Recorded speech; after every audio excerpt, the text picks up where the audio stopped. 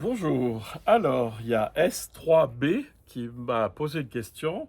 Je n'ai pas réussi à trouver son prénom, mais donc S3B posait la question suivante. Comment est-ce qu'on comprend la parabole de la gifle dans l'Évangile? Alors, il veut dire par là le passage où Jésus dit, si quelqu'un te frappe sur la joue droite, tends-lui la joue gauche. Alors, c'est pas tout à fait une parabole, parce qu'une parabole, c'est une histoire que Jésus raconte, une histoire imagée, et qu'il explique derrière. Là, c'est pas une parabole, c'est plutôt un enseignement. Alors, il ne faut pas sortir cette phrase de son contexte, et ça vaudrait la peine d'ailleurs de voir tout le contexte, parce qu'il est plus complexe que juste l'histoire de la gifle. Mais le contexte, c'est aime tes ennemis. Parce que si tu aimes tes amis et si tu détestes tes ennemis, qu'est-ce que tu fais de différent de tous les autres? Et donc, Jésus, à travers ses paroles, il nous invite à un amour totalement universel. Et en cela, il est tout à fait révolutionnaire, puisqu'il dit, ben, aimez vos ennemis. Alors, il faut bien comprendre les ennemis, il y a deux aspects. Soit c'est des gens qui étaient mes ennemis, c'est-à-dire que je considérais comme ennemis, maintenant de ne plus les détester, mais de les aimer comme si c'était des amis. Ce sont des amis, de toute façon. On est tous des amis en humanité, hein. C'est juste qu'on ne fait pas la même chose et qu'on se marche un peu sur les pieds. Le deuxième aspect, c'est l'ennemi, c'est cette personne qui me considère comme un ennemi, et c'est pas parce qu'elle me considère comme un ennemi que moi je dois réagir en la considérant aussi comme un ennemi. C'est-à-dire c'est comme ça qu'on fait les guerres. Alors c'est dans ce contexte qu'il faut reprendre l'histoire de si quelqu'un te frappe sur la joue droite, tends-lui la joue gauche. C'est, ça paraît toujours très bizarre, c'est contre-intuitif au possible, parce que en fait, on vous fout une claque et vlan, vous répondez. C'est-à-dire, vous êtes dans cette espèce de dynamique classique de la rétribution. Tu m'as frappé, je te frappe. Tu m'offres un bouquet de fleurs, je t'offre un paquet de chocolat. Donc en fait, on est juste dans la réaction, toute simple, hein, la réaction. Et en fait, Jésus nous invite juste à aimer. Alors, toujours, on aime la personne, ses actes, on peut discuter, hein. Il ne faut pas identifier la personne à ses actes, parce que pour vous, c'est pareil, hein.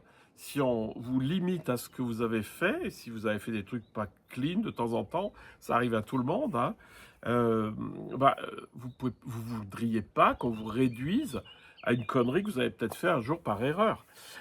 Et donc, ne limitez pas les gens à ce qu'ils font et à ce qu'ils croient, mais voyez toujours que derrière, il y a une vraie personne qui est foncièrement aimable, même si c'est des gens qui font beaucoup de mal. La personne elle-même, elle reste aimable, mais c'est ses actes qui sont tout à fait répréhensibles.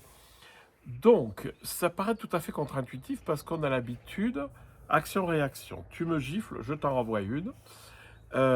Et là, je veux juste vous faire imaginer, parce que, en fait, quand est-ce que vous êtes fait gifler la dernière fois, hein? Je pense que c'est quand vous aviez 6 ans et que vous aviez piqué un bonbon là où il fallait pas, hein. Donc, en fait, c'est très rare qu'on se fasse gifler. Mais admettons que quelqu'un vous gifle, c'est-à-dire ait un mouvement d'agressivité envers vous. Si vous lui tendez l'autre joue, qu'est-ce que ça va faire chez l'autre? Est-ce que ça risque pas justement de dire ah, ben, je suis quand même peut-être allé un peu loin, quoi. On gifle pas quelqu'un, je suis désolé, hein. Euh, j'ai beau être en colère, putain, si l'autre il me tend l'autre joue, ça va me désarçonner. Et je pense que là, il y a quelque chose de très très fin. Il faut sortir de l'histoire de la gifle parce que c'est quelque chose de trop peu courant. Mais quelqu'un vous agresse et vous ne répondez pas par l'agression, eh bien vous allez y gagner. C'est-à-dire que si vous répondez avec bienveillance, ça va déstabiliser l'autre dans sa volonté d'agression. L'agression, elle se nourrit de la réponse que vous allez lui faire. Si vous en offrez pas, eh ben, peut-être que ça va changer.